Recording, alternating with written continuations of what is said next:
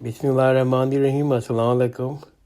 انشاءاللہ ہم آج بھی پروفیسر سید محمد سلیم رحمۃ اللہ علیہ کی کتاب مسلمان مثالی اساتذہ مثالی طلباء کا مطالعہ جاری رکھیں گے۔ آج اس سلسلے میں ہماری 13ویں نشست ہے اور الحمدللہ ابھی تک ہم نے اس کی حصہ اول مثالی اساتذہ کا مکمل مطالعہ کر لیا ہے اور ہم حصہ دوم مثالی طلباء کا مطالعہ کر رہے ہیں اور اس سلسلے میں ہم باب دوم کا مطالعہ کر رہے ہیں۔ اور آج کا جو ٹاپک ہے جو ہم پڑھیں گے وہ ہے شوق علم اور افلاس۔ حضرت ابو ہریرہ رضی اللہ عنہ فرماتے ہیں، میں مدینے کی درسگاہ صفا میں پڑھتا تھا۔ بھوک سے تین دن فاقے کی نوبت آ جاتی تھی۔ میں غش کھا کر راستے میں گر پڑتا تھا۔ لوگ خیال کرتے تھے کہ مجھے مرگی کا مرض ہے۔ وہ میرے منہ پر جوتی رکھ دیتے تھے، حالانکہ مجھے کوئی مرض نہیں تھا۔ یہ حال بھوک کی وجہ سے ہوتا تھا۔ ہمارے بعض ساتھی جنگل میں جاتے لکڑی کاٹ کر لاتے اور مدینے کی گلیوں میں بیچ دیتے تھے۔ علم کی خاطر میں مسجد نبوی صلی اللہ علیہ وسلم میں ہی پڑا رہتا تھا۔ امام مالکی فرماتے ہیں کہ کوئی شخص علم حاصل نہ کر سکا جب تک وہ فاقہ و فکر سے لذت آشنا نہ ہو۔ پھر فرمایا، ربیہ بڑے غریب آدمی تھے۔ طالب علم میں انہوں نے سخت محنت اور مشقت برداشت کی، حتیٰ کہ ایک مرتبہ انہیں اپنے گھر کی چھت کی کڑیاں فروخت کر دیں۔ حالانکہ بعض اوقات ان کی غذا یہ ہوتی تھی کہ وہ مدینے کے باہر کوری پر چلے جاتے تھے، وہاں گلی سڑی کشمش وغیرہ ڈھونڈ کر صاف کر کے کھاتے تھے۔ امام ابو یوسف فرماتے ہیں کہ ہم نے اور بہت سے ساتھیوں نے ایک ساتھ طالب علم شروع کی، لیکن علم سے فیض صرف انہی لوگوں نے حاصل کیا جو روزانہ دہی روٹی کھاتے کھاتے تنگ آ گئے تھے۔ صبح کھا کر تعلیم کے لیے گھر سے نکلتے تھے، شام کو واپس آ کر پھر وہی دہی روٹی کھاتے تھے۔ طویل عرصے تک ہمارا یہی وتیرہ رہا، لیکن جو لڑکے چٹورے پن میں لگ گئے وہ اچھے اچھے کھانوں کے شوق میں گھر میں ہی رکے رہتے تھے، وہ علم سے محروم رہ گئے۔ امام ابو یوسف سے متعلق یہ واقعہ بھی بیان کیا گیا ہے کہ ایک دن وہ اپنے رفقا فقہ کی مسجد میں بیٹھے ہنسی خوشی کی بات کر رہے تھے، حالانکہ اس دن وہ کئی دنوں سے فاقے میں تھے۔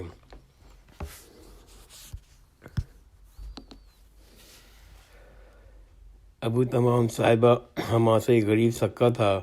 وہ عمر و مسجد میں لوگوں کو پانی پلاتا تھا۔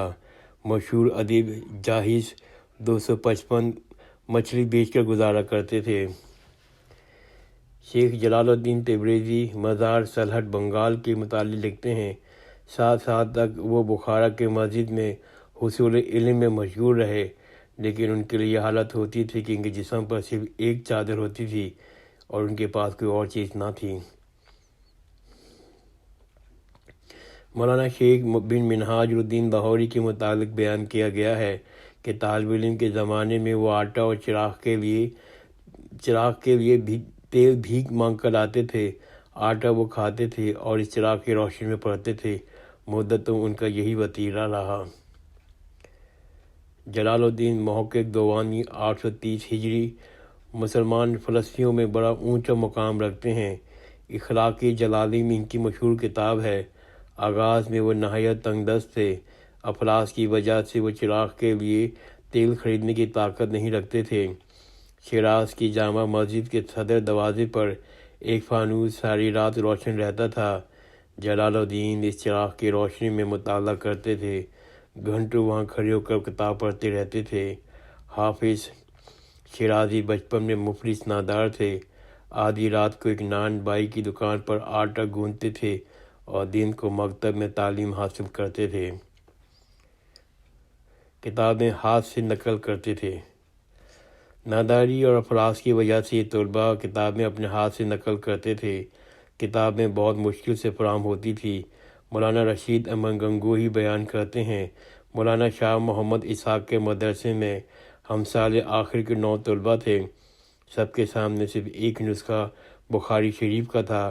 باری باری ہم اس کو پڑھتے تھے اور مطالعہ کرتے تھے۔ اگر کوئی طالب علم اپنی باری پر سو جاتا تو دوسرے طالب علم کو زیادہ موقع مل جاتا تھا۔ اس پہ بہت خوشی کا مظاہرہ کرتے تھے۔ استاد مولانا عبدالعزیز میمن ناداری کی وجہ سے درسی کتابیں خریدنے کی طاقت نہیں رکھتے تھے، اس لیے وہ کتاب اپنے ہاتھ سے ہی نقل کرتے تھے۔ خلیفہ قادیان حکیم نور الدین بحیری کے پاس نحو کے ایک قومی کتاب تھی۔ نور الدین بحیری کے پاس نحو کی ایک قلمی کتاب تھی۔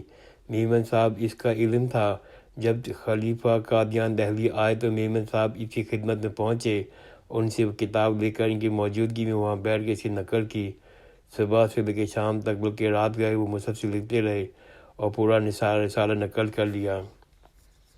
نقل کرتے رہنے کی وجہ سے ان کا ایک پہلو میں تناؤ پیدا ہو گیا تھا، اس کی وجہ سے ان کی کمر میں درد رہنے لگا، اس باعث وہ طویل سیر کے عادی ہو گئے تھے۔ شوق علم اور سامان کتاب ندارت۔ امام شافعی فرماتے ہیں، میں یتیم بچہ تھا، ہمارے گھر میں کھانے کو کچھ نہیں تھا، میں مکتب میں گیا مگر میاں جی کو دینے کے لیے میری والدہ کے پاس کچھ نہیں تھا، مگر میاں جی اس شرط پر پڑھانے کے لیے تیار ہو گئے کہ میں ان کی عدم موجودگی میں بچوں کی نگرانی کروں۔ اس طرح میری پڑھائی کا آغاز ہوا۔ لکھنے کے لیے میرے پاس نہ کاغذ نہ تخت تھی، نہ کچھ نہیں تھا۔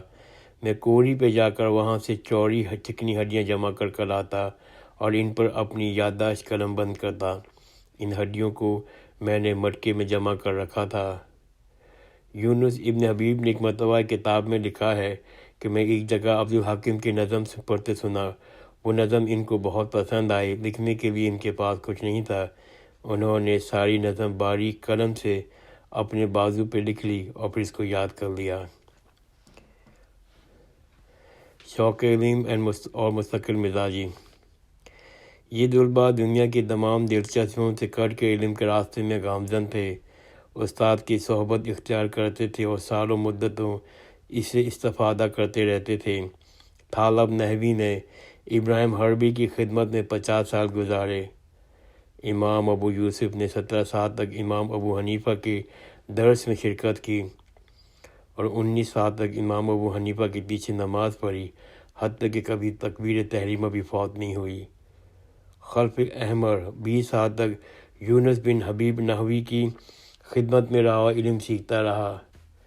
اس طرح قلیل استفادہ کی مثالیں بھی ہیں، جس کی واضح مثال سویسیہ 797 ہے، جن کا انتقال 32 سال کی عمر میں ہوا۔ وہ اپنی مختصر سی عمر میں انہیں خلیل بن احمد نحوی سیکھی اور نحو کی مشہور کتاب الکتاب تصنیف کی، جس کی نام کی وجہ سے وہ آج تک زندہ ہیں۔ شوق علم بحد جنون۔ اس دور میں ہر علم اور ہر فن کا ماہر استاد مسجد میں اپنی جداگانہ حلقہ قائم کر دیتا تھا۔ آج کل کے اسلام میں یہ مختلف مضامین کی جدا اور آزاد کلاسیں ہوتی تھیں۔ ابتدائی تعلیم تو بلا شبہ طلباء ساری تعلیم ایک ہی استاد سے حاصل کرتے تھے، لیکن جب علمی استفادہ بڑھ جاتا تھا تو وہ مختلف حلقوں سے استفادہ اور بیک وقت مختلف علوم سے استفادہ کرتے تھے۔ ایک دن میں کئی استادوں کے درس میں شریک ہوتے تھے، ہر استاد کی اپنی انفرادیت ہوتی تھی۔ کسی مضمون سے طلباء استفادہ کرنے میں آزاد ہوتے تھے، کوئی اس مسجد میں درس دیتا تھا، کوئی دوسری مسجد میں۔ شوقین طلباء اس لیے مسجدوں کے مابین دوڑتے پھرتے نظر آتے تھے۔ یہی وجہ امام ابن احمد نے لکھا فرمایا ہے، یہی وجہ ہے امام احمد بن حنبل رحمۃ اللہ علیہ نے فرمایا ہے، اگر تم شہر کی گلیوں میں کسی کو بے تحاشا دوڑتے پھر بھاگتے دیکھو تو سمجھو یا تو وہ پاگل شخص ہے یا کوئی طالب علم ہے۔ شیخ عبدالحق محدث دہلی لکھتے ہیں، گھر میں رات بھر جاگ کر مطالعہ کرتا تھا، کئی بار ایسا ہوا کہ پگڑی اور سر کے بالوں میں چراغ کی لو سے آگ لگ گئی، لیکن مجھے اس وقت خبر ہوئی جب گرمی دماغ کو پہنچی۔ آغاز طفولیت سے مجھے کوئی معلوم نہیں تھا کب شروع ہوا کب ختم ہوا، نیند کیا ہے، دوستی کیا ہے، عیش و آرام کیا ہے۔ پڑھنے کا شوق اس قدر غالب تھا کہ نہ کھانے کا وقت کھانا کھایا، نہ سونے کے وقت پر سویا، نہ آرام کیا۔ میر باقر آغا دہلوی 1220 ہجری ساری رات مطالعے میں بسر کرتے تھے۔ ایک مستشرق لکھتا ہے، یہ علماء حدیث کی طلب میں اس قدر محنت اور جاں فشانی کا مظاہرہ کرتے تھے جس قدر آج کل سائنسدان لیبارٹری میں انجام دیتے ہیں۔ ایک دوسرا مستشرق لکھتا ہے، قرون وسطیٰ میں مسلمان کے اندر علم حاصل کرنے کا ایک خپت کریز تھا۔ یہ ایک ایسا خپت تھا جو اپنی شدت اور جوش میں منفرد تھا اس وقت کی ساری دنیا میں۔ الحمدللہ میں اپنا مطالعہ یہاں ختم کرتا ہوں، اور انشاءاللہ آئندہ کی نشست میں ہم اسی باب کا مطالعہ جاری رکھیں گے۔ جزاک اللہ خیر، خدا حافظ۔